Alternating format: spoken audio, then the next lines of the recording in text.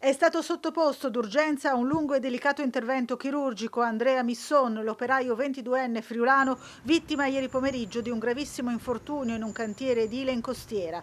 Il giovane è ora ricoverato nel reparto di terapia intensiva dell'ospedale di Cattinara. Ha superato la notte, ma la prognosi rimane riservata. Andrea Misson, originario di Paularo e dipendente della ditta Costruzioni Screm di Tolmezzo, stava lavorando su un'impalcatura del cantiere di ristrutturazione di una villa quando è stato colpito improvvisamente al torace dall'esplosione di un pezzo di tubo impiegato per le gettate di cemento. Il giovane è stato sbalzato di circa 5 metri, rovinando sull'asfalto. Nella caduta ha riportato un grave trauma cranico e un trauma al torace. Sul posto sono giunti subito i sanitari del 118, intervenuti con ambulanza e automedica, oltre ai vigili del fuoco e al soccorso alpino. Missone è stato quindi elitrasportato d'urgenza in ospedale. Le sue condizioni sono apparse critiche fin dall'arrivo dei soccorsi. Intubato e stabilizzato sul posto, l'operaio carnico è stato dunque operato a Cattinara.